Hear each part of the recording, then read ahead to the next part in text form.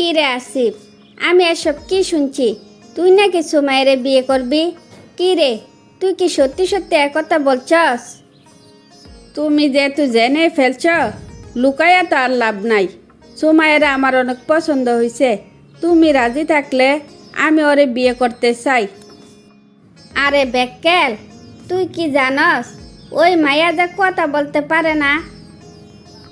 ওর কি এমন সমস্যা? ওই কেন কথা বলতে পারে না? ওর কি হয়েছে মা?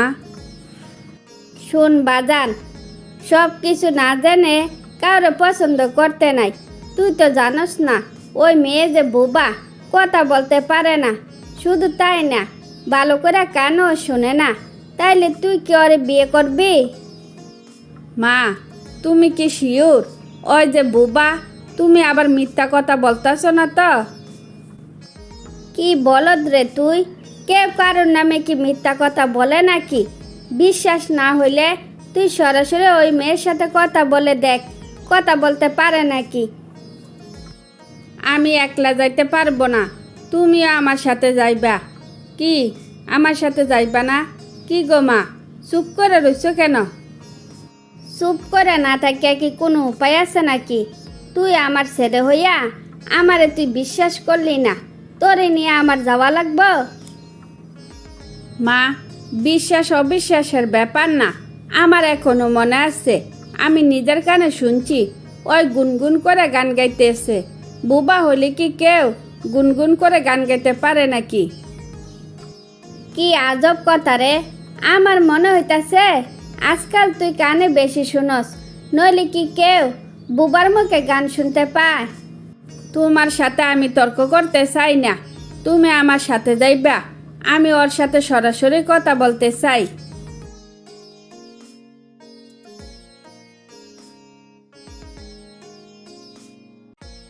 সুমাইয়া, আমি তোমার সাথে কিছু গুরুত্বপূর্ণ কথা বলতে চাই।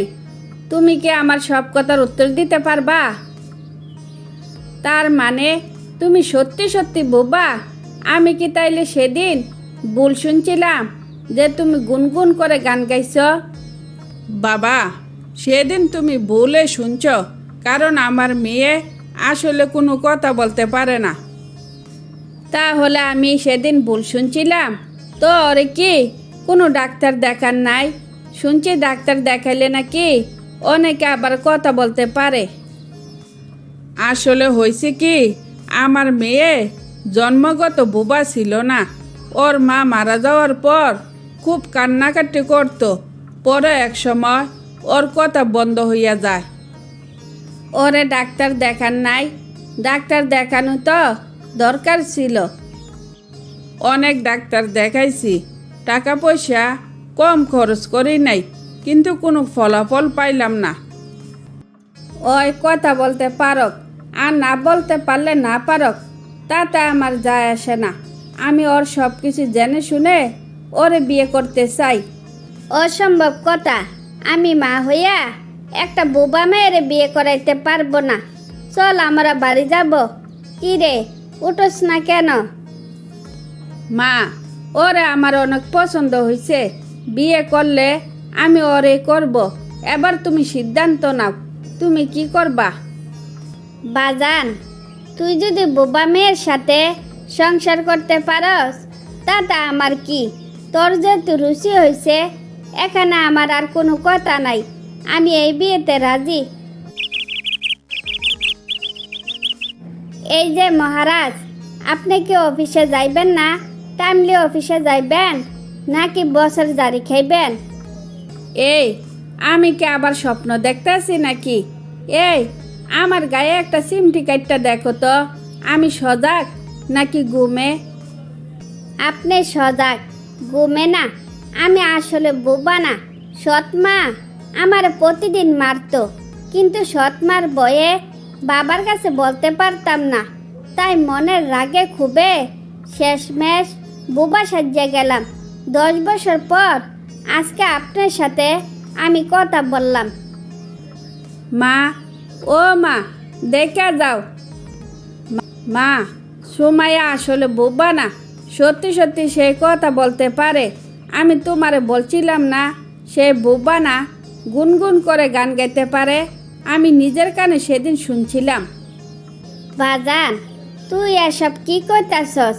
এসব কি করে সম্ভব?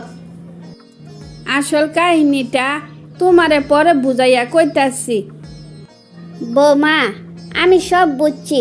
তোমার মনে অনেক কষ্ট, যে কারণে 10 বছর কারোর সাথে কথাই বলো নাই। এখন থেকে আমি তোমার মায়ের মতো, আমাদের সবার সাথে তুমি মন খুলে কথা বলবে। তারপর সুমাইয়া মনের মতো শ্বশুর বাড়ি পাইলে সবার সাথে হাসি খুশিতে জীবনযাপন করতে থাকে।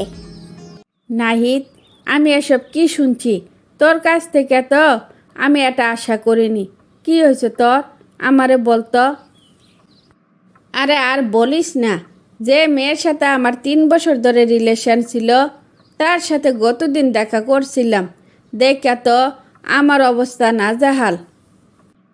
যদি তোর অবস্থা এতই নাজেহাল হয় তাহলে রিলেশনটা এত বছর ঝুলাইয়া রাখছিলি কেন? শুরুতে কি তুই দেখা করতে পারস নাই? আমি তো দেখা করতে চাইছিলাম, কিন্তু ওই মেয়েটা দেখা করতে চাইলে সবসময় এড়িয়ে যাইতো। এটা আমার তো কোনো দোষ ছিল না। অতীত বাদ দে, বর্তমানের কথা বল। মেয়েটার সাথে এরকম ব্যবহার করলি কেন? কি সমস্যা আমারে বল। এভাবে বলা ঠিক না, কিন্তু আমি বলবো ওই মেয়ের সাথে আমারে যায় না। ওই মেয়েরে বিয়ে করলে আমারে নিয়ে সবাই হাসাহাসি করব, সেজন্য ওরা অ্যাভয়েড করছি। এখন মোবাইল বন্ধ করে রাখছস কেন? যখন দেখা হয়েছিল তখন কি বলতে পারস নাই যে ওরে তোর পছন্দ হয় নাই? আরে না, কি যে বলস, আমি তো ওরে বুঝতে দেই নাই ওরে যে আমার পছন্দ হয় নাই। যাতে বুঝতে না পারে সেই জন্য শপিং করে দিয়ে আসছি। বাসা আসার পরই মোবাইল বন্ধ করে দিছি, যাতে আমার সাথে যোগাযোগ করতে না পারে। আমার পক্ষ থেকে আমি বলবো, কাজটা তোর মোটেও উচিত হয় নাই। এভাবে কারোর মন ভাঙ্গা ভালো না।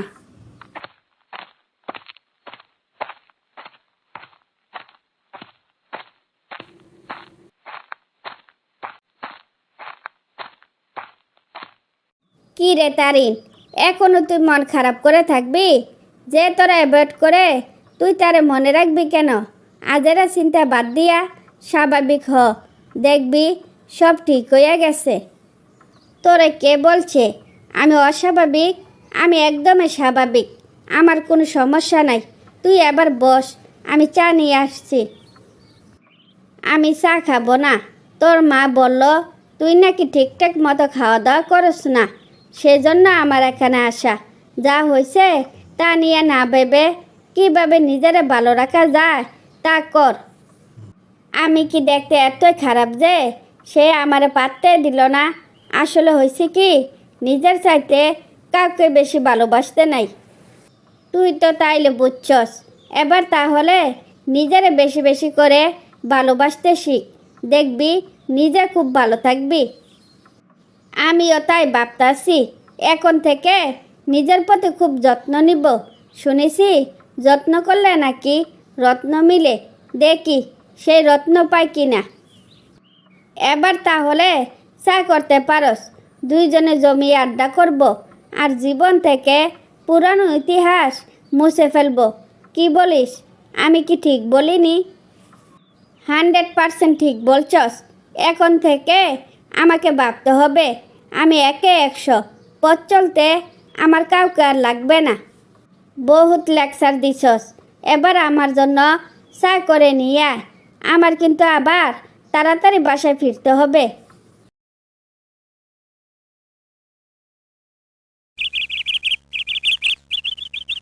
মা, বিতিরে ছেলের পক্ষ থেকে দেখতে আসবে, আমারে বলছিল যাওয়ার জন্য। আমি কি তাহলে যাব? বিতি তোর ছোটকালের বন্ধু, শুভ দিনে না গিয়া কি কোনো উপায় আছে? যা, তাড়াতাড়ি ফিরে আসিস কিন্তু।